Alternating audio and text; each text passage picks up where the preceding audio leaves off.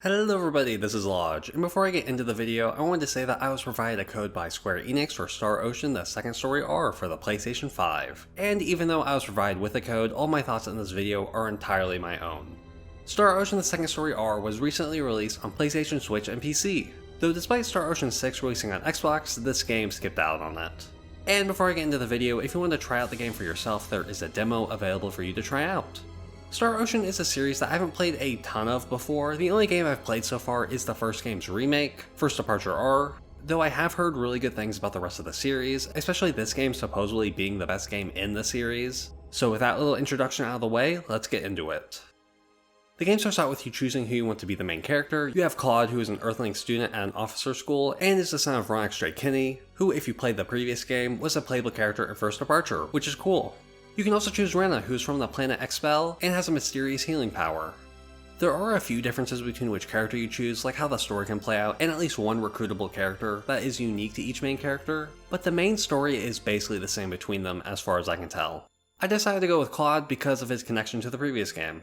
You also have a lot of other settings to choose from, like the voice language, voice types, and background music that we could also find in the previous remake. They also did entirely new music for this game, which is really cool.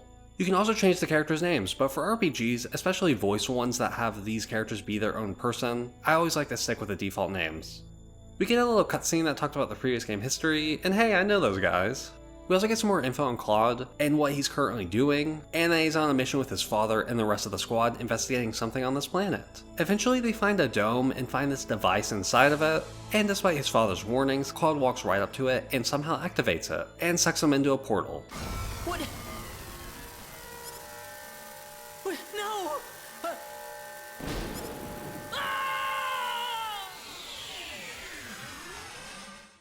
Claude then wakes up in an unknown place and begins to search to figure out where he is. He eventually sees a girl and a big monster behind her. He decides to jump into action and defeat the monster. And since his regular attacks won't work, he uses his phase gun to easily defeat him.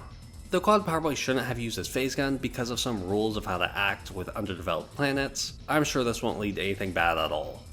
We learn that this girl's name's Rena. Yep, this is the same girl you would be playing as if you chose her at the start of the game. Also, she sounds really familiar to me for some reason. Nice to meet you, Mr. Kenny. We get her to show us to her town to figure everything out. We go to her house and meet her mother, and quickly leave for Rena to show us around town. After seeing everything, Rena's mother cooked us a dinner to thank us.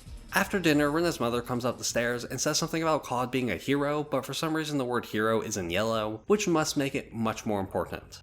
Turns out there's a myth of the hero of legend, and it said that they will come from a faraway, unknown place, with weird clothing and a sword of light. Well, I guess Rena saw Claude's blaster and thought it was a sword, which I can't blame her for thinking that, since if I was on an underdeveloped planet, I'd probably think the same thing. Claude denies that he's some sort of ancient hero and that he's honestly just lost. Rena mentions that there have been cataclysms and something called the Sorcery Globe, but Claude knows nothing about them. We also get some exposition about a meteor crashing onto the planet and causing lots of monsters to appear. That meteor is the Sorcery Globe, which is a stone of pure evil. Basically, this meteor fell onto the planet and is causing lots of terrible things to happen, and a hero is supposed to come to stop it. But that hero isn't Claude, so it's not our problem. And Claude isn't able to tell them why he's really here, and has everyone accept that he is not their hero. Rena doesn't take this information too well and leaves. Also, the mayor eventually tells us not to use the Sword of Light as it would bring too much attention to Claude. The next morning, Claude makes his way up to the next town to figure out what to do. Also, since we can't use our phase gun, the mayor gives us a sword to use instead. Now we head out to the next town and we actually get to fight some real enemies. Now, unlike the previous game, there aren't any random battles. Instead, it's a lot like Tales of Symphonia or the newer Dragon Quest games, where you can see these blobs that when you run into them, you get to fight in battles. Also, if you run into them from the back, you get to go in with them dazed, though if they hit you in the back, you will be dazed, so be careful. I really like this change from the random battles of the first game, as it can make traversing these big areas so much better, as you don't have to constantly worry about fighting enemies. Anyway, now is a good time to talk about the battle system. So it's a lot like First Departure R, and that was similar to the Tales of games, since the team that made Star Ocean originally made some of those early Tales of titles. So you have your basic attack with the circle button, and you also have two special attacks either on your left or right bumper. You can also dodge using X, and if you dodge right before an enemy attacks, you can do a perfect dodge and go behind them to do a lot of damage. It's fairly basic compared to some other action combat systems, but it's still a lot of fun. Also, I'll talk about some of the upgrades you can make to your characters, like being able to do more damage or make your defense better. You can also increase special attacks with enough BP. This allows each playthrough to be fairly different, as you can decide which attributes and skills to upgrade for each character. It's kind of difficult to see this in this small snippet, but Star Ocean is an immensely replayable game, and stuff like this makes it so clear how replayable it is. Anyway, we make it to the mining town of Salva and go to the mayor's mansion. Turns out he's not here, and his son, who is looking over the mining operation right now, is also not here, which is just great. So we have to make the long trip back, and hey, there's fast travel now. In the previous game, as far as I know, there wasn't any kind of fast travel, so this is greatly appreciated. We make it back to Arlia and learn that Rena was kidnapped by Salva's mayor's son, Alan. Turns out he's obsessed with her and just took her, so now we have to go back to Salva and save her. When we get there, the doors to the mansion are locked, so we have to use our phase gun to break them down, despite the mayor telling us not to use it. And oh look, people saw us. I'm sure nothing bad will happen related to that, right? We find a hidden entrance into the mines, and find out that Alan has turned kind of evil lately, and go through the mines to try and find Rena. After a lot of running through the mines and defeating enemies, we find Rena chained up to this altar. No! Mr. Kenny, help me! Oh my gosh. Rena shares a voice actress with Estelle from Tales of Vesperia. That's where I've heard her before. It's weird that she voiced another lead in an RPG that I just happened to play this year. Also, Alan looks so similar to Vincent from Final Fantasy VII, which means he has a pretty cool design. Anyway, Alan says he's totally in love with Rena, and as Cloud frees Rena, a green stone comes out and transforms Alan into this monster. Huh, even more connection to Vincent. And hey, we get to add Rena to the party! And in Star Ocean, we can switch characters mid-battle, and Rena's dead. Yeah, I guess being level 1 in this fight isn't the best, but there was nothing we could do. Oh, also before this fight, the game also introduced a new battle mechanic. Every time you defeat an enemy, you get these orbs, and once you get enough, you get to go up a level for a total of 3 for different kinds of bonuses, but if you die, you lose them all. Luckily, I have healing and resurrecting items, so Rena can be kind of a part of this fight.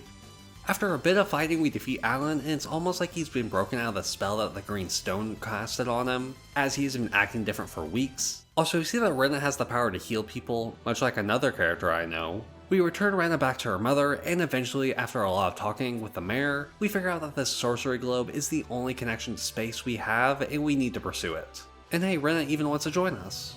We also learn from both the mayor and then Rena herself that Rena is adopted, but supposedly doesn't know it yet and has this healing power that no one else has. I do really like that we hear this story from the mayor and then hear it more from Rena's perspective, as it allows us to get more details than just one big exposition dump. Honestly, I really like most of the dialogue in this game. And with that, the game opens up for us to go to the next town to figure out this mystery. And that's where I'll stop talking about the story. But yeah, this game has really interested me in a way that I didn't entirely expect. Like, I knew I would enjoy it, but man, I just wanted to continue playing for hours into the night. The combat, while simple, is still so engaging. The story and world are also so interesting. Like in the menu, if you pause, you can see what characters are currently thinking and can give you an idea of where to go next. Also, I really love that when you get new equipment that's better than your current equipment, the game will automatically want to equip this for you, which is really nice because sometimes it's a hassle to go through each character and be like, okay, equip this, equip this. Did I buy a sword for this character? No. Okay, move on to the next. This game just does it all for you. I think it's a nice quality of life update. Also, I just really love all the waypoints of where you should go. It makes it so much easier to continue with the main story quest, which I really like. Also, if you want more story elements, in certain sections of the game, like in a town, you get to activate private actions, which has your party split up in the town, and you can talk to each member for new conversations, and you get more backstory within the game. Like this one with Rena allows us to actually go back to before Claude and his father touched down on that planet at the start of the game, and we can see how the rest of the crew acted when Claude was and wasn't around. It's a big step up from the private actions of First Departure, as they were mostly just characters having a couple things to say. Also, they could be activated every time you would enter a town, which was kind of annoying if you accidentally do it twice. Now I want to talk about the graphics of this game because man, it looks so good. It's not technically HD 2D, but it's so close to it. I think the sprites on this 3D world just look so good, especially how the lighting hits everything.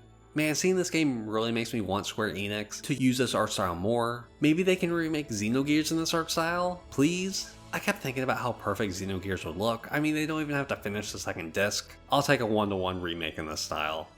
Also, the portraits that sometimes appear look so nice. It's always nice to see what the sprites are trying to represent, and these portraits are just incredible. Not every character has them, and they won't always appear when the character talks, but I just love how they look.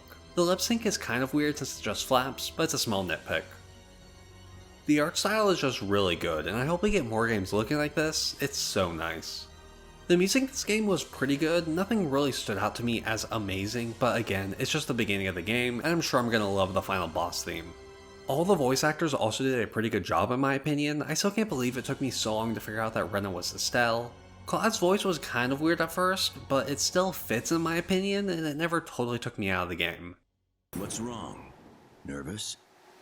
No, not exactly, sir. And yeah, overall I really liked my time with this game. I found the combat so fun, and there seems to be so much replayability, past just choosing Rena as the main character.